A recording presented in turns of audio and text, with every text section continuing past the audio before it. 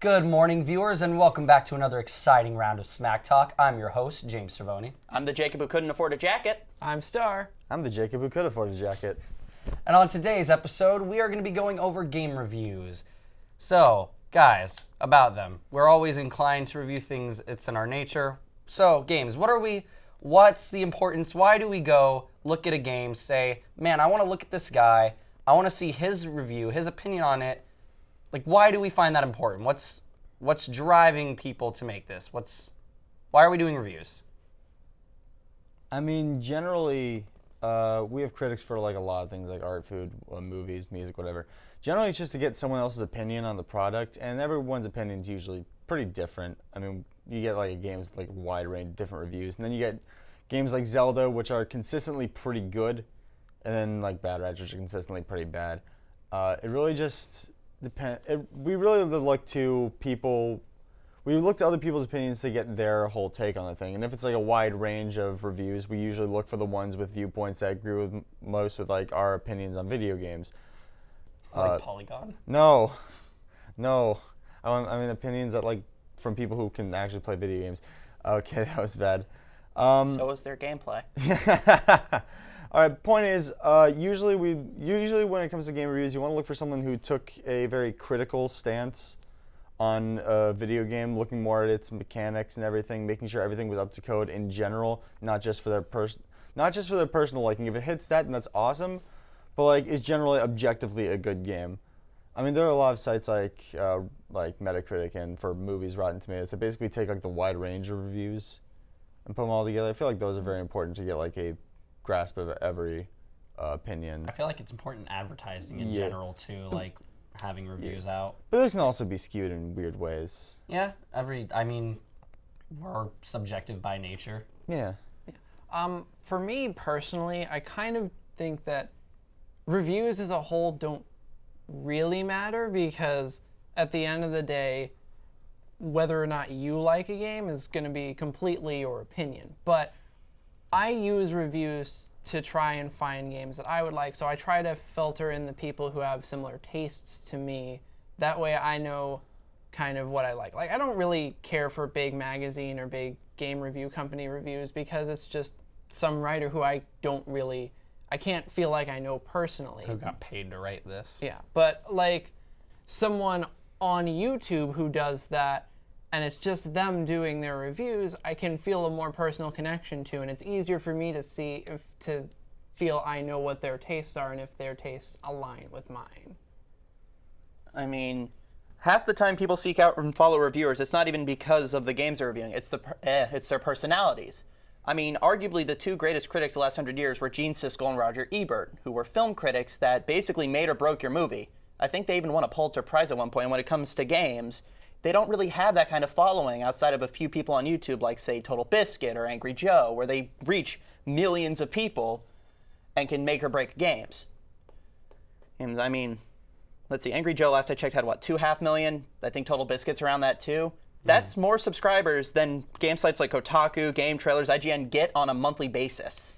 Yeah, speaking of the people we find that we're looking for, not only for opinions and Polygon, for instance, obviously we find other sources of review a little more credible than others. So what are we looking for when? Because you can look for preferences and like, oh, okay, they're into this type of game. Maybe they'll show me something I'm a little more into. But like, obviously, there's still a issue of credibility when going into this. Like, so what are we defining that from? So what says, oh, okay, this guy, I'd rather go to him than someone else that maybe they both have similar interests, but I can watch this guy more reliably on my reviews. Like, what do they have to do to prove that? I mean, for me, it comes down to consistency. Like, where they're putting out consistent, where, yeah, it's not like their opinion vacillates from like, oh, I like this one game in this genre, but I don't like this game that does something incredibly similar. As well as, this is just my personal opinion, I don't like it when people inject like their own feelings or their own politics into it. Like, I'm not here to get a thesis on how you feel about how the game affects the real world. I just want to know if the game is good or not. I mean, in a sense, I feel like the feelings of how they felt during the game, especially depending on how the game is supposed to drive its story or its elements. Like, there's obviously some very narrative heavy stories that do rely on the reactions of the player and how they feel through the game to really convey what they're trying to do as a game. Yeah, but that really depends on like the subject matter also. There are plenty of games just like delve into that sort of political engagement thing very differently than other games. Like Deus Ex, for example, took an interesting Deus Ex Mankind Divided, I mean, specifically, had a whole very political sort of The mechanical apartheid. pretty much. Had a very like political sort of subtext behind it. But there are other games that are like don't really take like a political stance on anything, just sort of like they just sort of like make a game for their own reasons, and then people find they don't find objective reasons to like not like the game. They usually try to inflict their own like pretty much social views on the whole thing, and that can sometimes muddle a good review. This is like actually the main thing I wanted to talk about, but I think it's a little bit naive to expect a reviewer to take away their personal views from their review, because any reviewer is going to have their unique perspective on things, and it's important that they put that in. If you don't agree with their perspective, that's one thing, but saying you have to separate it is kind of naive, because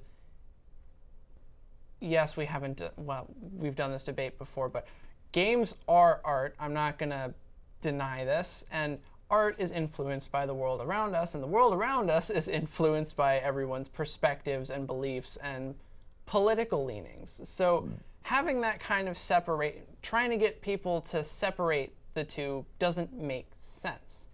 And the other thing is, even if it's not the main focus of the game, sometimes it is important to talk about how a game speaks to certain political things. Like, there were 3 games that came out this year: Breath of the Wild, Mass Effect Andromeda, and I don't remember the third one, but Is it the new Nier game? all of them feature a trans character. Oh.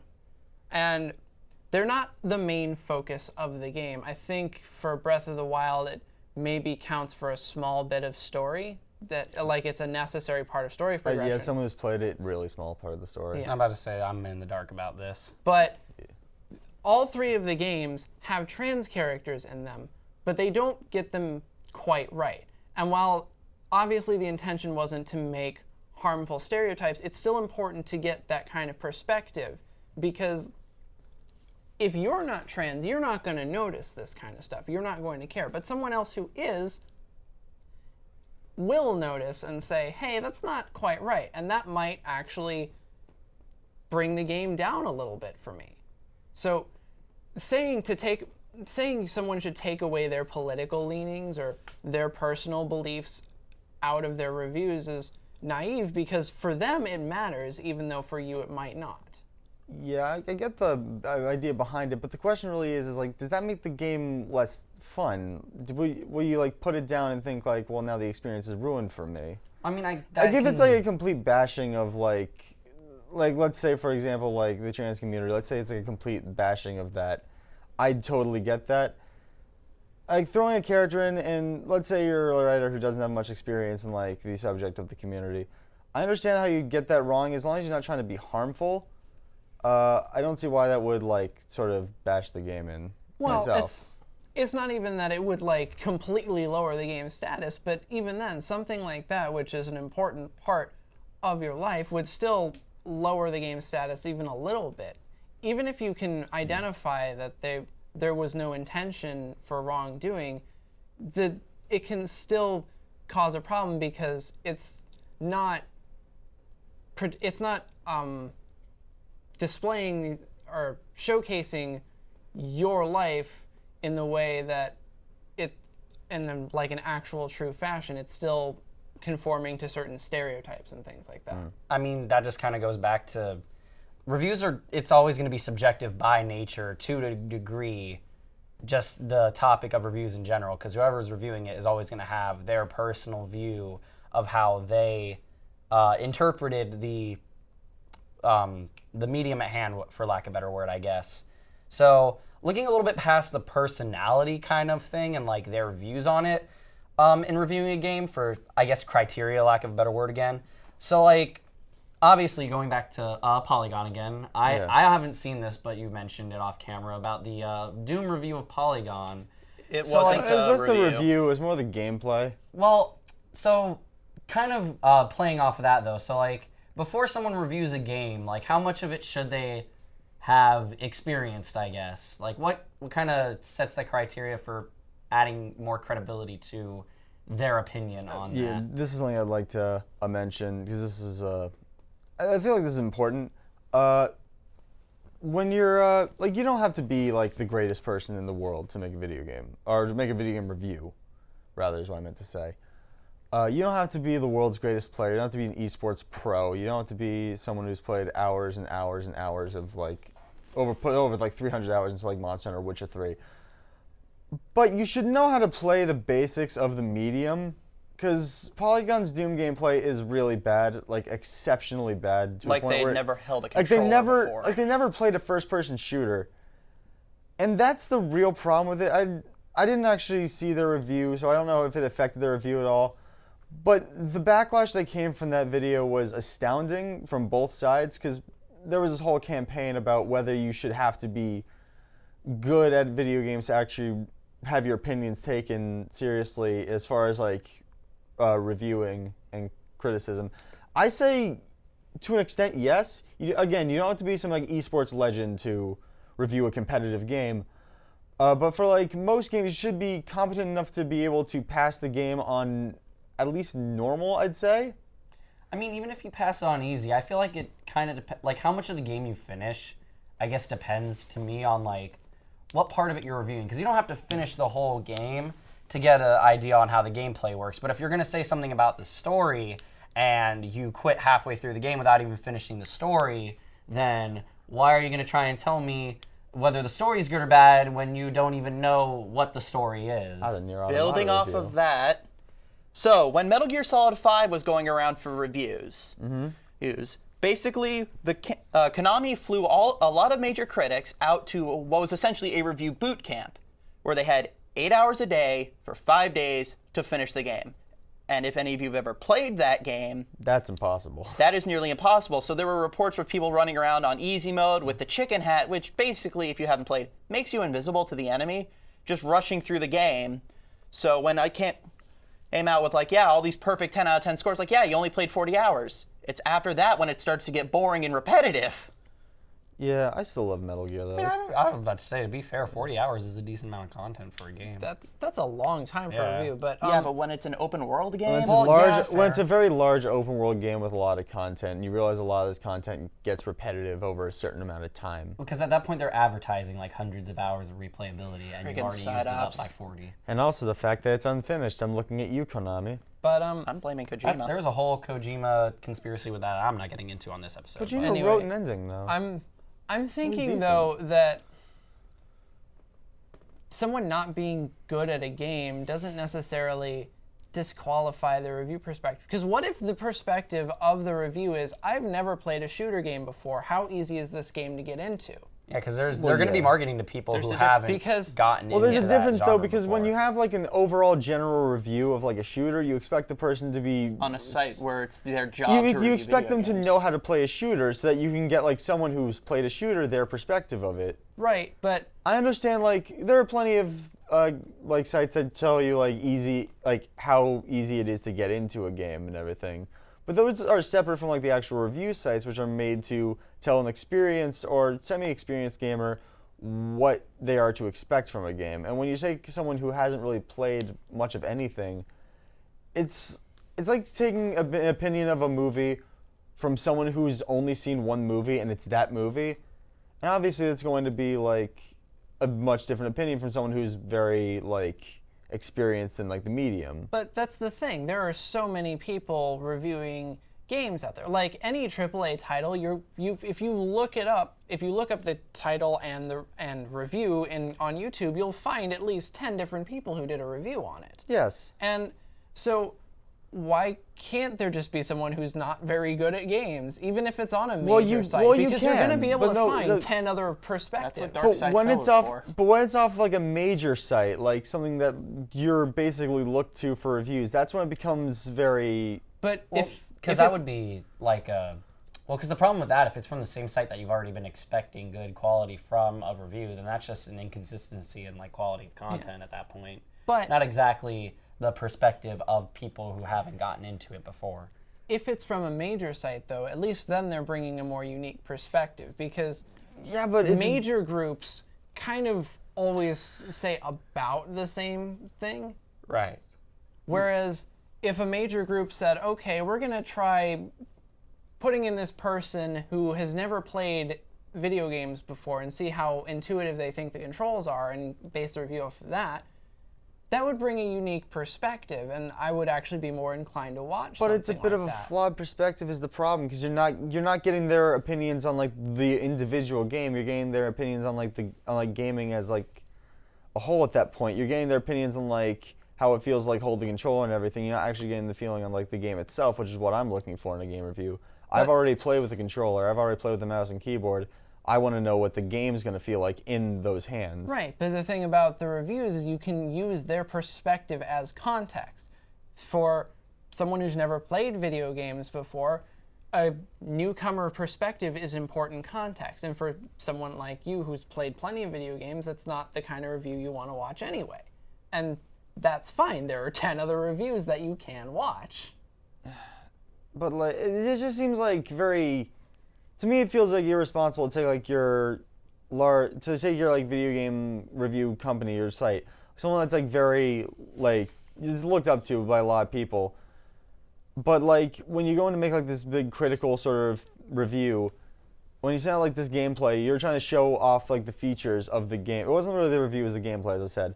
When you're trying to show off like the gameplay features of this big fast game like Doom. I'd understand from your perspective. I understand playing something like Mario, something like easy to get in for everyone. But this is Doom, something that's like really, it's really for like the hardcore sort of fan.